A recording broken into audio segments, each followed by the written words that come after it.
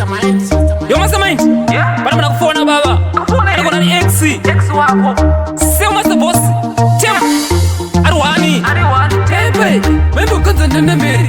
Mujishi ona kungia vano vaneskeri. Iko shino makuida sechitori. Temu rakupinda roti fofofori. Oh, ona wakuita sechi mtori. Uchamba chamba kita kuketsonto mozi. Riri kubuda mabori.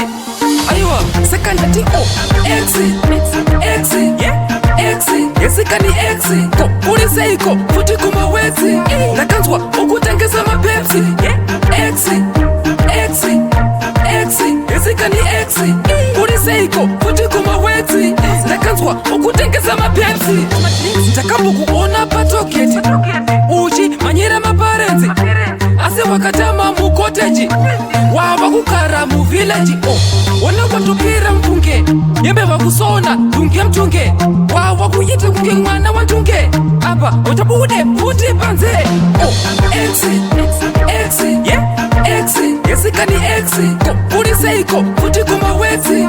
Nakanzwa ukutengeza mapepsi. Exi, yesikani exi, Kurisei ko futi kumawezi. Nakanzwa ukutengeza mapepsi. Bye, membo kanza nene meri. Mujishi ona kungia vano vaneskeri. Iko shino makuida sechitori. Timu rakupinda roti fofofori. Oh, ona wakuita sechi mtori. Chamba kita kuketsotso mozi.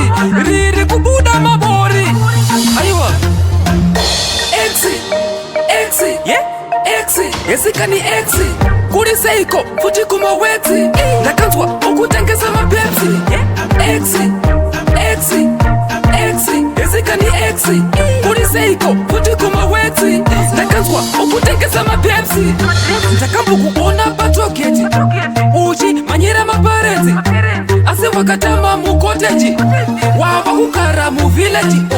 Wana watupira mfunge, yembe wakusona tunge mtunge. Wawa kuyite kunge mwana watunge. Apa utabude futi panze. Exi, yesikani exi, ko Kurisei ko futi kumawezi. Nakanzwa ukutengeza mapepsi. Exi, yesikani exi, Kurisei ko futi kumawezi. Nakanzwa ukutengeza mapepsi.